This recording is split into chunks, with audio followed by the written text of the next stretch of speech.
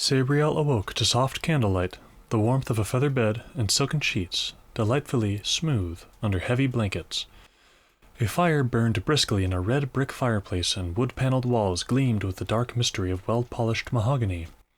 A blue-papered ceiling with silver stars dusted across it faced her newly opened eyes. Two windows confronted each other across the room, but they were shuttered, so Sabriel had no idea what time it was, no more than she had any remembrance of how she'd got there. It was definitely Aborson's house, but her last memory was of fainting on the doorstep. Gingerly, for even her neck ached from her day and night of travel, fear, and flight, Sabriel lifted her head to look around and once again met the green eyes of the cat that wasn't a cat. The creature was lying near her feet, at the end of the bed. What are you? Sabriel asked nervously, suddenly all too aware that she was naked under the soft sheets. A sensuous delight, but a defenseless one. Her eyes flickered to her sword belt and bell bandolier, carefully draped on a clothes horse near the door. "I have a variety of names," replied the cat. It had a strange voice, half mew, half purr, with hissing on the vowels. "You may call me Mogget. As to what I am, I was once many things, but now I am only several. Primarily, I am a servant of Aborson. Unless you would be kind enough to remove my collar." Sabriel gave an uneasy smile and shook her head firmly. Whatever Mogget was, that collar was the only thing that kept it as a servant of Aborson, or anybody else. The charter marks on the collar were quite explicit about that. As far as Sabriel could tell, the binding spell was over 1,000 years old. It was quite possible that Mogget was some free magic spirit as old as the wall, or even older. She wondered why her father hadn't mentioned it, and with a pang, wished that she had awoken to find her father here, in his house, both their troubles over. "I thought not," said Mogget, combining a careless shrug with a limbering stretch. It, or he, for Sabriel felt the cat was definitely masculine, jumped to the parquet floor and sauntered over to the fire. Sabriel watched, her trained eye noting that Mogget's shadow was not always that of a cat. A knock at the door interrupted her study of the cat, the sharp sound making Sabriel jump nervously, the hair on the back of her neck frizzing to attention. "It's only one of the servants," Mogget said in a patronizing tone. "Charter sendings, and pretty low-grade ones at that. They always burn the milk." Sabriel ignored him and said, "Come in." Her voice shook, and she realized that shaky nerves and weakness would be with her for a while. The door swung open silently, and a short, robed figure drifted in.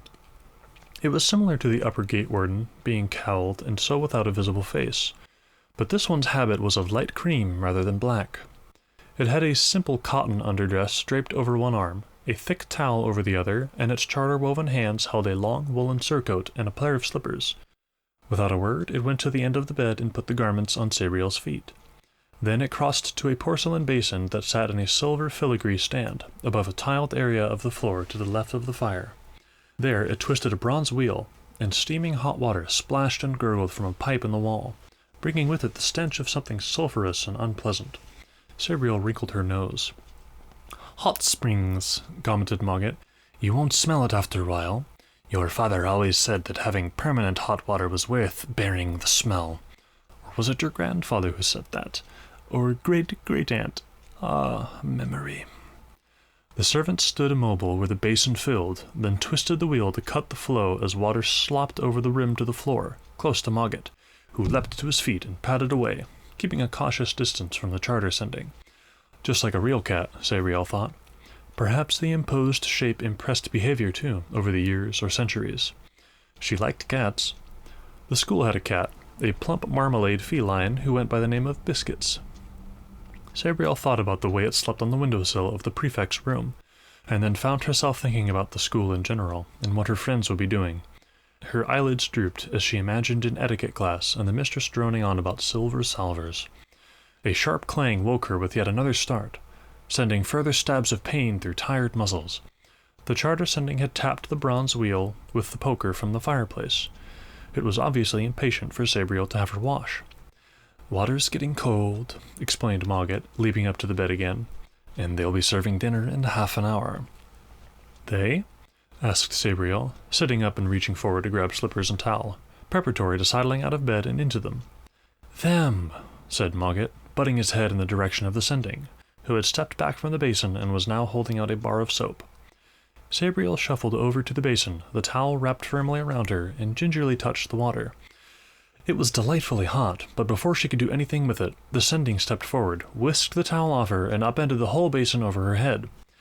Sabriel shrieked, but, again, before she could do anything else, the Sending had put back the basin, turned the wheel for more hot water, and was soaping her down, paying particular attention to her head, as if it wanted to get soap in Sabriel's eyes, or suspected an infestation of nits. "What are you doing?" Sabriel protested, as the strangely cool hands of the Sending scrubbed at her back and then, quite without interest, her breasts and stomach. "Stop it! I'm quite old enough to wash myself, thank you." But Miss Priant's techniques for dealing with domestic servants didn't seem to work on domestic Sendings. It kept scrubbing, occasionally tipping hot water over Sabriel. "How do I stop it?" she spluttered to Mogget, as still more water cascaded over her and the Sending started to scrub lower regions. "You can't," replied Mogget, who seemed quite amused by the spectacle. "This one's particularly recalcitrant." "What do you... Ow! Stop that! What do you mean, this one?" "There's lots about the place," said Mogget. "Every abortion seems to have made their own. Probably because they get like this one after a few hundred years. Privileged family retainers who always think they know best. Practically human in the worst way possible."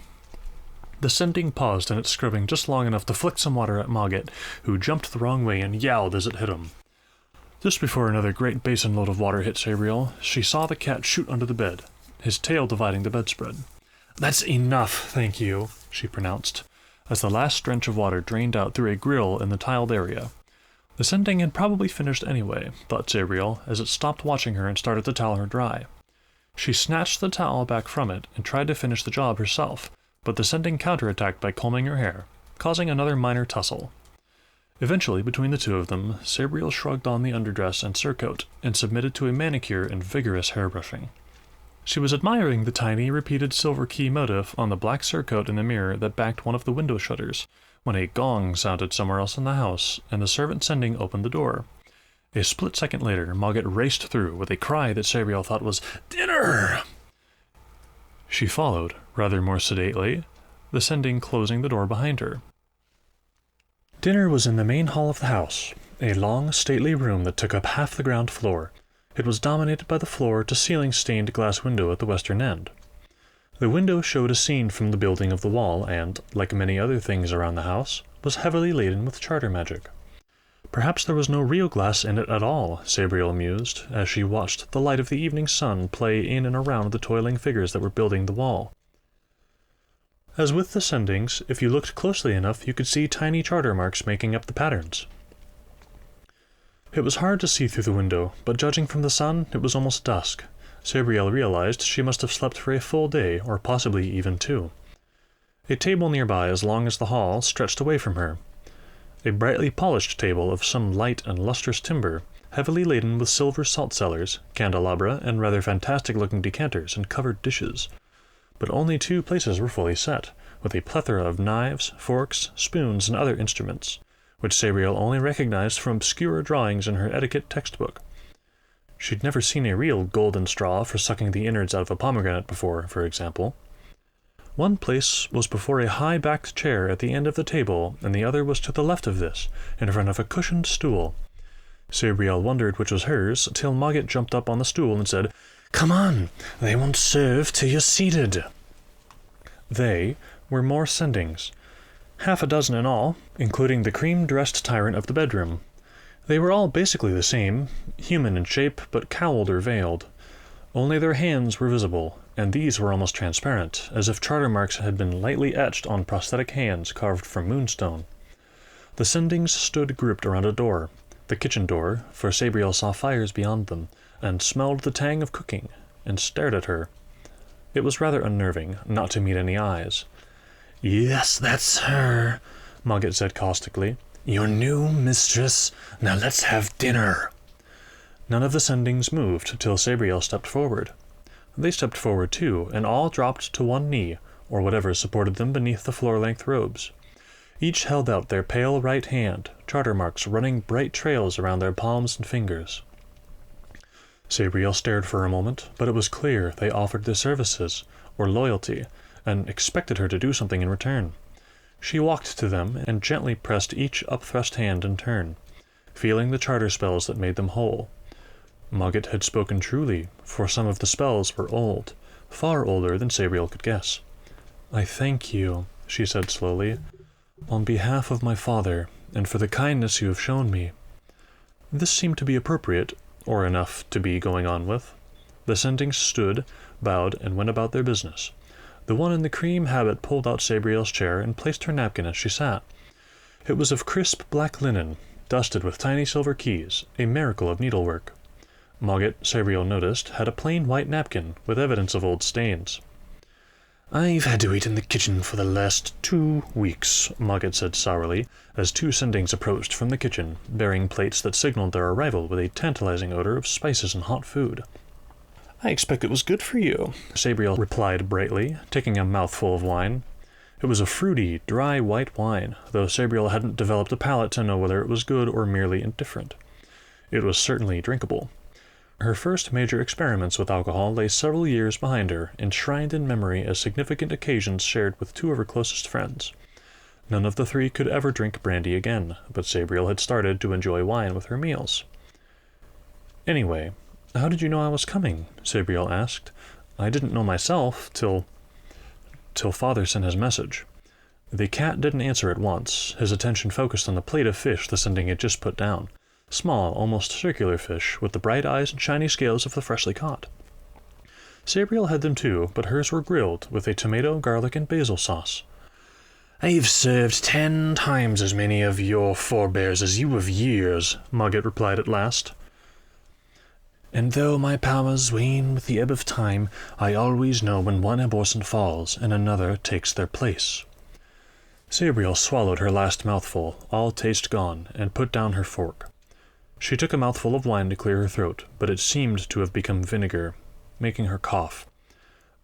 "What do you mean by fall? What do you know? What has happened to Father?" Mogget looked up at Sabriel, eyes half-lidded, meeting her gaze steadily, as no normal cat could. "He is dead, Sabriel. Even if he hasn't passed the final gate, he will walk in life no more. That is—" "No," interrupted Sabriel. "He can't be. He cannot be. He's a necromancer. He can't be dead." "That is why he sent the sword and bells to you, as his aunt sent them to him in her time," Mogget continued, ignoring Sabriel's outburst. "And he was not a necromancer. He was Abhorsen." "I don't understand," Sabriel whispered. She couldn't face Mogget's eyes any more. I don't know enough. About anything. The Old Kingdom, charter magic, even my own father. Why do you say his name as if it were a title?" "It is. He was the Abhorsen. Now you are." Sabriel digested this in silence, staring at the swirls of fish and sauce on her plate, silver scales and red tomato blurring into a pattern of swords and fire. The table blurred too, and the room beyond, and she felt herself reaching for the border with death. But try as she might, she couldn't cross it. She sensed it, but there was no way to cross in either direction. Abhorsen's house was too well protected. But she did feel something at the border. Inimical things lurked there, waiting for her to cross. But there was also the faintest thread of something familiar, like the scent of a woman's perfume after she has left the room, or the waft of a particular pipe tobacco around a corner. Sabriel focused on it and threw herself once more at the barrier that separated her from death, only to ricochet back to life as sharp claws pricked her arm. Her eyes snapped open, blinking off flakes of frost, to see Mogget, fur bristling, one paw ready to strike again. "Fool!" he hissed. "You are the only one who can break the wards of this house, and they wait for you to do so." Sabriel stared at the angry cat, unseeing, biting back a sharp and proud retort as she realized the truth in Mogget's words. There were dead spirits waiting, and probably the Mordicant would cross as well, and she would have faced them alone and weaponless. "I'm sorry," she muttered, bowing her head into 2 frosted hands. She hadn't felt this stupidly awful since she'd burned one of the headmistress's rose bushes with an uncontrolled charter spell. narrowly missing the school's ancient and much-loved gardener. She had cried then, but she was older now and could keep the tears at bay. "Father is not truly dead yet," she said after a moment. "I felt his presence, though he is trapped beyond many gates. I could bring him back." "You must not," said Mogget firmly, and his voice now seemed to carry all the weight of centuries. "You are Abhorsen, and must put the dead to rest. Your path is chosen." "I can walk a different path," Sabriel replied firmly, raising her head. Mogget seemed about to protest again. Then he laughed. "Ha!" A sardonic laugh, and jumped back to his stool. "Do as you will," he said. "Why should I gainsay you? I am but a slave, bound to service. Why would I weep if Abhorsen falls to evil? It is your father who would curse you, and your mother too, and the dead who will be merry." "I don't think he's dead," Sabriel said, bright blushes of withheld emotion in her pallid cheeks, frost melting, trickling down around her face. His spirit felt alive. "He is trapped in death, I think, but his body lives. Would I still be reviled if I brought him back then?" "No," said Mogget, calm again, "but he has sent the sword and bells. You are only wishing that he lives." "I feel it," Sabriel said simply, "and I must find out if my feeling is true." "Perhaps it is so, though strange." Mogget seemed to be musing to himself, his voice a soft half-purr. "I have grown dull. This collar strangles me, chokes my wits." "Help me, Mogget," Sabriel suddenly pleaded, reaching over to touch her hand to the cat's head, scratching under the collar. I need to know so much." Mogget purred under the scratching, but as Sabriel leaned close, she could hear the faint peal of the tiny Sereneth bell cut through the purr, and she was reminded that Mogget was no cat, but a free magic creature. For a moment, Sabriel wondered what Mogget's true shape was, and his true nature. "I am the servant of Abhorsen," Mogget said at last, "and you are Abhorsen, so I must help you. But you must promise me that you will not raise your father if his body is dead. Truly, he would not wish it." "I cannot promise, but I will not act without much thought, and I will listen to you if you are by me." "I guessed as much," Mogget said, twisting his head away from Sabriel's hand. "It is true that you are sadly ignorant, or you would promise with a will. Your father should never have sent you beyond the wall." "Why did he?" asked Sabriel, her heart suddenly leaping with a question that had been with her all her school days, a question Abhorsen had always smiled away with the one word, necessity. "He was afraid," replied Mogget, turning his attention back to the fish. "You were safer in Ancelstier." "What was he afraid of?" "Eat your fish," replied Mogget, as two sendings appeared from the kitchen, bearing what was obviously the next course. "We'll talk later, in the study."